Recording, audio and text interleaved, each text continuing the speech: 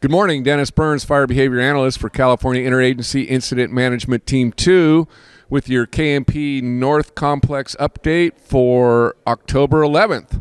So last night, pretty quiet night. Had minimal amount of crews out there, mainly because of environmental factors and the fact that we also understand the fire's not going to be pushing us off anytime soon. Big story today is the weather.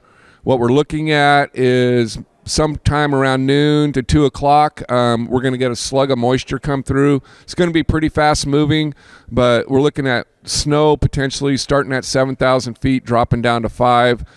Minimal accumulation, but the big story behind that is the winds.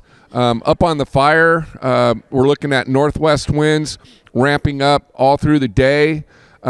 Not expecting any true issues with the fire. The bigger story is the winds down here in the valley will probably limit our ability to use aircraft on the fire up there today. Fortunately, where our fire's sitting, we don't think that that's going to be an issue.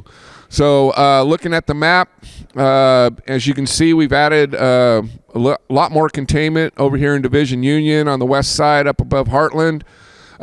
We still have this little issue up here where this pushed out like 2 days before our team took over the fire.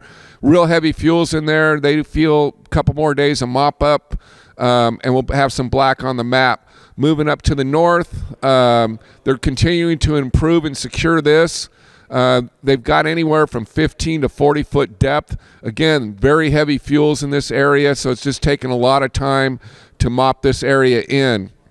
Coming down Park Ridge, everything's looking good there. Again, we've got a little bit more depth. We're going to kind of wait out this wind, see what the fire does before we put black on the map there. Coming down this crescent behind Montecito all the way down to Stony Creek, crews are continuing to work this out and improve this, getting that direct line in there. So they'll continue that. Probably 3 days, they figure, before we'll put black on the map there. Moving down the highway, you can see up in this Cabin Creek area, we did add a little bit more black in the map in this area. We do have crews working this out direct. It's real sparse, a real kind of scattered fire in this area, so it's just going to take quite a bit of time before they get this locked off. As I've mentioned before, this is basically burned up into the rocks, not expecting any issues there. We have added a little bit more black along the highway. This has all been mopped out, not showing any heat.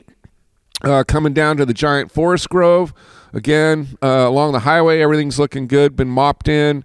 They're going to look at today potentially tying this east end off.